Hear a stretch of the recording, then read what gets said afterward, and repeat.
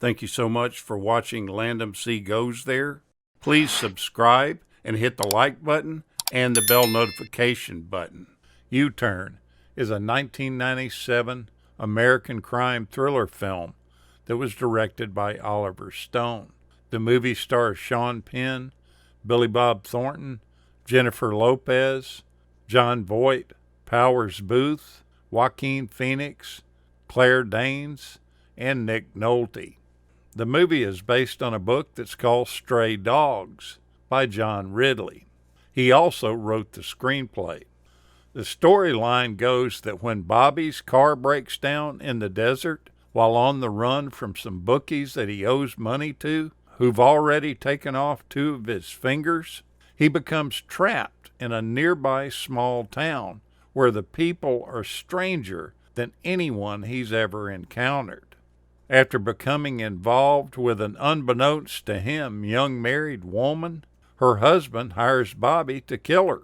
Later, she hires Bobby to kill her husband.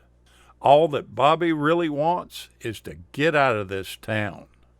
The film was shot during November 1996 to January 1997, mostly on location in Superior, Arizona. Some shots were also done in different locations in Arizona and California, including the Coachella Valley. The movie was filmed entirely on reversal film stock, a special film stock to give it an extra harsh look, to really display the hostile environment that they were in.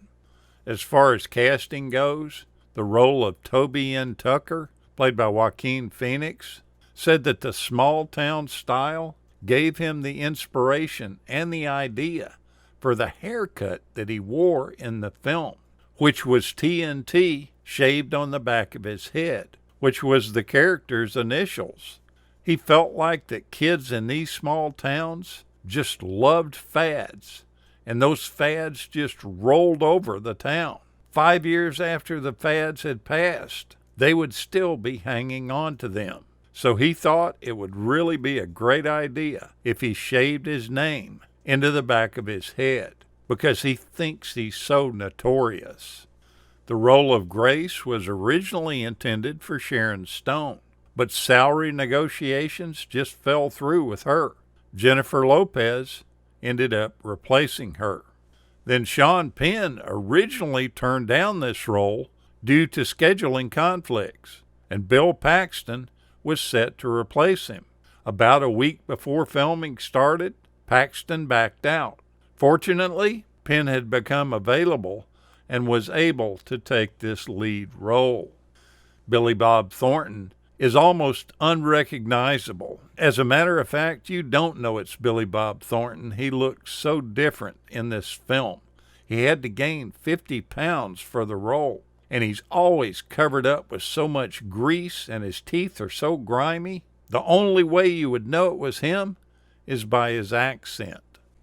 When you see Jennifer Lopez's character of Grace McKenna, as she flashes back at the end of the film, you see a lot of photographs of her as a child. These pictures that you're actually seeing are the real photographs of Jennifer Lopez's private collections of her when she was a child. The town where it was shot, Superior, Arizona, actually exists, and it's been the filming location for other films too. One that really stands out is called The Prophecy from 1995 that starred Christopher Walken. At one point, a journalist asked Oliver Stone why he did such a film. Stone responded to him that he wanted to make a small film that he himself would have enjoyed seeing as a teenager. Another face that you'll recognize but doesn't have a speaking role is that of Liv Tyler. This was at the beginning of her now famous acting career. She's the one that stands behind Sean Penn when he's trying to buy the ticket at the bus station, and the clerk becomes so frustrated with Penn's character that she slams the door shut on Liv Tyler wanting to buy a ticket. The script for the movie was based on an earlier treatment by the author John Ridley, but it was really adapted by Oliver Stone and Richard Ratowski.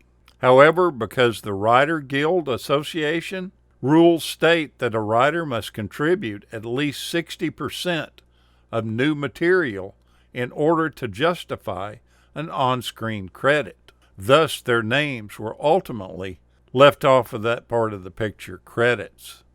Now, towards the beginning of the film, you'll briefly see a sign that reads Ratowski for counsel. That's a reference to the co-producer and co-screenwriter Richard Ratowski, who also appears as the number 2 biker around that same moment in the film. It's said that Sean Penn and Oliver Stone, during the whole production, didn't get along, and they clashed constantly on almost everything they did. Years later, they put their differences aside, and now they're good friends. It's also said that Stone offered the leading role to Tom Cruise, but he just flat out turned it down. The movie features, as I said earlier, Billy Bob Thornton. It also has his future father-in-law, Jon Voight, in it. He plays the blind man. It's kind of interesting that Thornton would later marry Jon Voight's daughter, Angelina Jolie, in the year 2000. Oliver Stone attempted to cast Marlon Brando in that role as the blind man, but in the end, he was glad that he cast Jon Voight, who did an exceptional job in this part.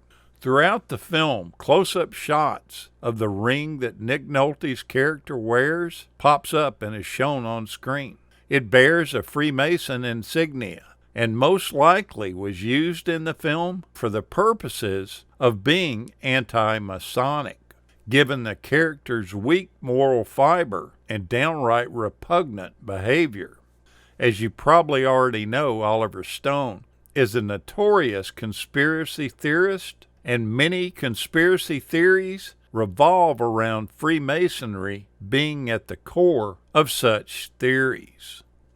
In the scene where the blind vet asks Bobby to buy him a pop, the theater that's across the street displays the poster for Charles Bronson's film, The Stone Killer, from 1973.